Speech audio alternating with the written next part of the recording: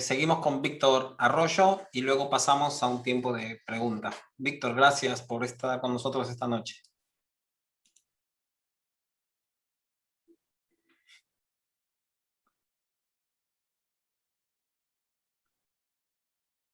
A ver. Ahí está. No. A ver, déjame que vuelvo. Ahí Ya, está. ahora sí. Perfecto. Muchas gracias, Juan José, por la invitación y por permitirme esta participación en un conversatorio en verdad muy rico. Aprecio y agradezco mucho tanto la presentación de Regina como la de Nancy, y que nos han colocado el marco conceptual, el marco teórico para entender el tema, y particularmente el tema que a mí se me ha invitado a presentar, ¿no? La cuestión de la política, la cuestión de la participación de ciudadanos evangélicos en la política, en el mundo de la política, ¿no? Yo empiezo diciendo que el actual orden social y político nos muestra que los ciudadanos evangélicos ya no se preguntan si es lícito o no participar en política. Por el contrario, en las últimas décadas hemos sido testigos de un interés creciente por intervenir en este quehacer. Hay diversos estudios que muestran precisamente la creciente incursión de evangélicos en la acción política. Es decir, ha dejado de ser un problema que pastores e iglesias participen activamente en la acción política, ya sea adhiriéndose a organizaciones políticas existentes y sus postulados y sus propuestas, o como impulsores de partidos políticos de carácter confesional. Precisamente René Padilla daba cuenta de este hecho, señalando que en los 90 ya se encontraba en proceso un fenómeno que ponía en evidencia de lo que él textualmente dice, que gente que hasta hace poco era considerada una minoría religiosa sin ninguna incidencia en la vida pública, ahora se organiza para lanzar y elegir a sus propios candidatos a los más altos cargos de gobierno. Eso está en los evangélicos nuevos actores en el escenario político latinoamericano. Y claro, las preguntas que yo me he vuelto a hacer con motivo de revisar algunos de los trabajos de René para esta presentación es cómo se explica la presencia de evangélicos en el escenario de la política, cómo se evalúa la presencia desde el punto de vista de las motivaciones, objetivos, estrategias y preparación para la participación política, qué desafíos, qué riesgos acarrean la acción política de ciudadanos evangélicos. O quizás preguntarnos también sobre cuál es realmente la agenda con la que estos ciudadanos incursionan en la acción política. Lo que he tratado de hacer es revisar los diversos trabajos que René ha producido y ha dejado como un legado para quienes estén interesados en la acción política particularmente. Artículos que fueron publicados en la revista Iglesia Misión, el Boletín Teológico de la FTL, varios libros fueron los medios por los cuales fueron difundiéndose el pensamiento que él ha ido articulando durante su ministerio. Yo selecciono unos 2 o 3 temas que a mí me parecen relevantes para mencionar la contribución que René particularmente ha hecho en este mundo de la participación en la política. La primera cosa es que él define la participación como con un sentido de misión. René Padilla afirma que la tarea política debe ser desarrollada con ese sentido, con un sentido de misión. Y cuando habla del sentido de misión, sin duda está colocando en el concepto, en el marco grande del concepto de misión integral, misión, concepto que no deja de lado la actividad política. Asumir esta tarea, decía él, con sentido de misión significa que para Para esta tarea no bastan las buenas intenciones, y no bastan las buenas intenciones, especialmente si se toma en cuenta que la política es un mundo, es un dominado, cito textualmente, también dominado por el juego de grandes intereses. Asumir esta tarea con sentido de misión significa, por tanto, encarar la tarea con la conciencia de saber que, de saberse enviado con la enviado por el Señor de la historia como testigos de su soberanía sobre cada aspecto de la existencia humana.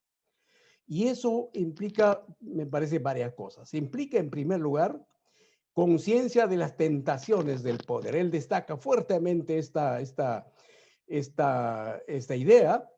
Los evangélicos que aspiran a cumplir su papel de sal y luz de Jesucristo en el campo de la política tienen que estar en guardia contra el peligro de reproducir los mismos males, los mismos vicios que han desacreditado tanto a la política, a la acción política, en términos de oportunismo, autoritarismo, clientelismo e incluso el nepotismo.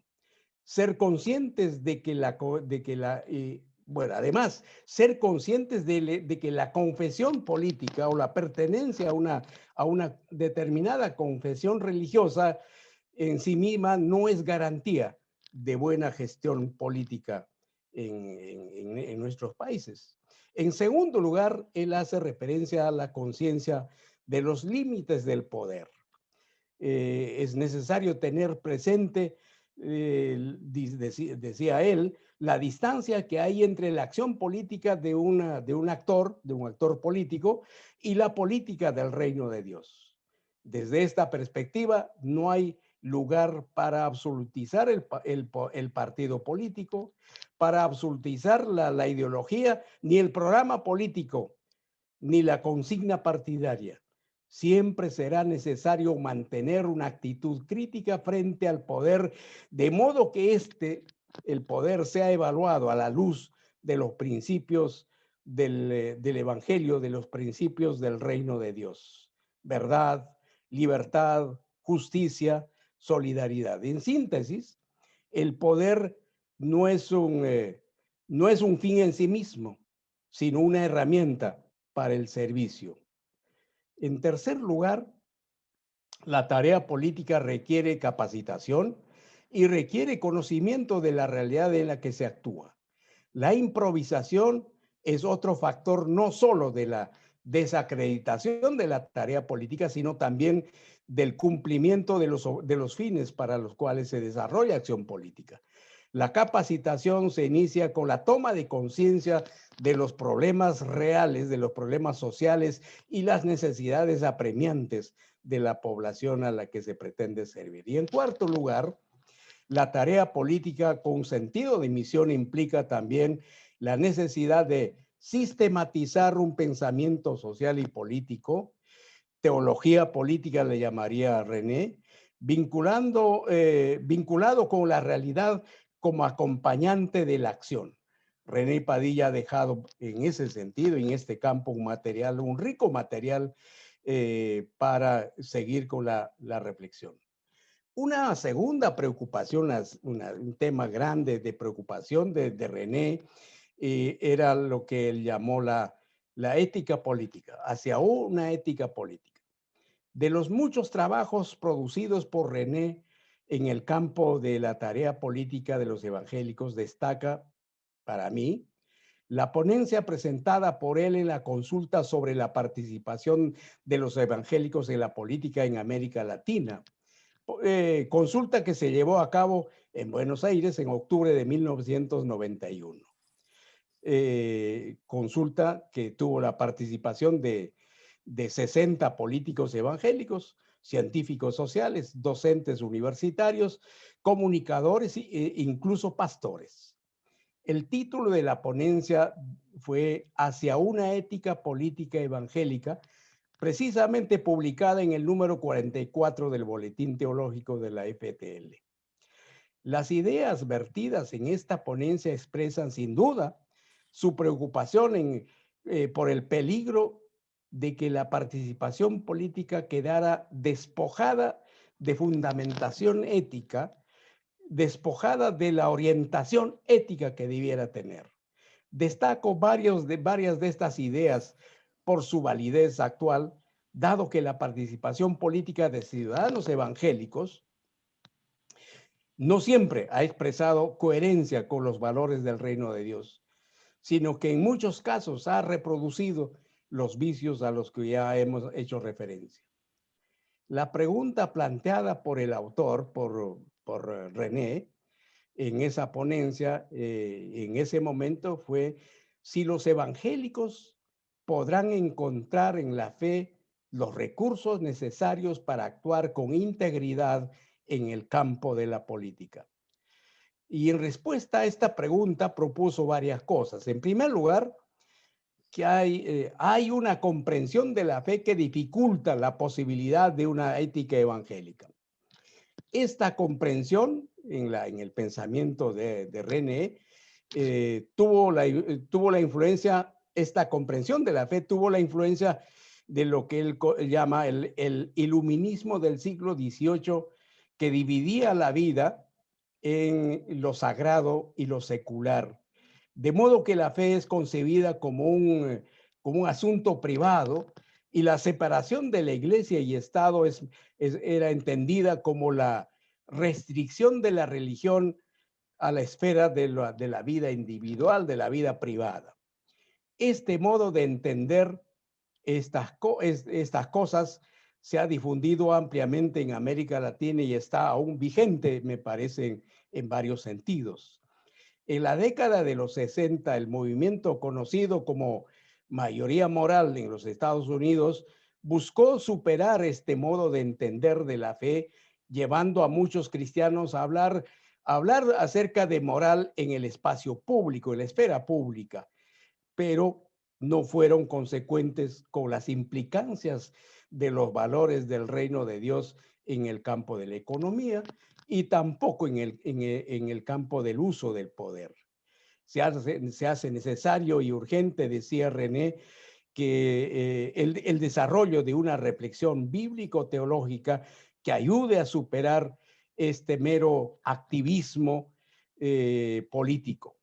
En segundo lugar, Padilla propuso una ética política basada en el Nuevo Testamento, aunque allí no se encuentra, dice él, en el Nuevo Testamento no encontramos una teoría política elaborada sobre la naturaleza del Estado, por ejemplo, pero sí el Nuevo Testamento enfatizó que el mensaje central es el anuncio del reino de Dios en todas las esferas de la vida humana. Asimismo, hizo referencia a que Jesús no murió como un maestro cuya enseñanza incomodara a los miembros del concilio, sino como un rebelde político que merecía el castigo que los romanos reservaban precisamente para los acusados de sedición, que era la crucifixión. Padilla considera que el ministerio de Jesús tuvo una dimensión, cito ahí textualmente lo que él dice en esa ponencia, tuvo una dimensión política definida en tal medida que sus enemigos pudieron interpretarlo como el comienzo de un movimiento popular milenarista que respondía a los sectores marginados y subalternos del pueblo judío y amenazaba con desestabilizar el sistema social, religioso, político y económico del judaísmo oficial de entonces. También afirma que los seguidores del Señor, de Jesucristo, no deben sorprenderse si su obediencia al Señor trae consigo el conflicto con quienes ocupan posiciones de poder en aquella sociedad. Jesús encarna en el pensamiento de Padilla la política del reino de Dios, no en el sentido de un programa, no en el sentido de una estrategia, sino como revelación del carácter, de las actitudes y del estilo de vida que Dios espera de los seguidores de Jesucristo. En tercer lugar, el análisis de Marcos del análisis de Marcos 2:17, ese pasaje que alude a dad a César lo que es de César y a Dios lo que es de Dios. Y luego Romanos capítulo 13, versículos 1 al 7, Padilla extrae pautas orientadoras respecto a la actitud cristiana frente a la política. En el primer caso, la respuesta de Jesús expresa una lealtad relativa frente al poder, de modo que esta autoridad los eximía de la obediencia a las autoridades. Pablo afirma en la, en la exposición de la carta que el Estado existe para el ordenamiento de la sociedad. Su autoridad no es absoluta, la autoridad del Estado no es absoluta y hay criterios para evaluar su actuación, la actuación del Estado. El Estado tiene el mandato de restringir el mal, de fomentar el bien, que en lenguaje actual sería promover un orden social y político justo, donde la dignidad de todas las personas, sin excepción, sea reconocida sin restricción alguna. Esto significaría hoy que ningún gobierno debe tomar sobre sí la tarea de imponer la moral cristiana sobre la población. Sería un error muy grande, dice él, aspirar a una cristiandad protestante en la cual todos los habitantes fueran obligados a aceptar las convicciones y normas derivadas de una determinada confesión religiosa. La sociedad en la que vivimos es pluralista y por ello debemos aprender a confiar en que el poder para cristianizar la sociedad es el poder, la fuente para cristianizar la sociedad es el poder de la cruz y no el poder de la espada. La separación de iglesia y Estado no implica tampoco separar la fe de la política, toda vez que ambas están bajo la soberanía de Cristo.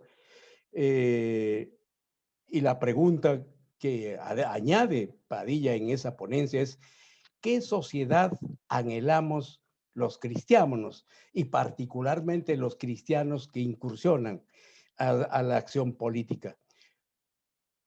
Y la aspiración tiene que ver con una sociedad que sin ser el reino de Dios, sea una analogía del reino y pueda expresar los valores del reino de Dios en las relaciones sociales, económicas y políticas. Y completo esta presentación con esta relación de la política con el bien común, porque me parece es en este terreno que la frecuente participación política de evangélicos no siempre le prestan la debida atención. El bien común, las aspiraciones, las más recientes participaciones políticas de evangélicos plantean una agenda que responde a sus propios intereses, a los intereses de la propia confesión religiosa, más que a los intereses y las necesidades de la sociedad en su conjunto, de la población en su conjunto. Me parece en ese sentido, René Padilla ha provisto varios elementos de juicio para, no solamente para entender la realidad política de los países de América Latina, no solamente para entender las motivaciones y la participación de los evangélicos en el mundo de la política, sino también para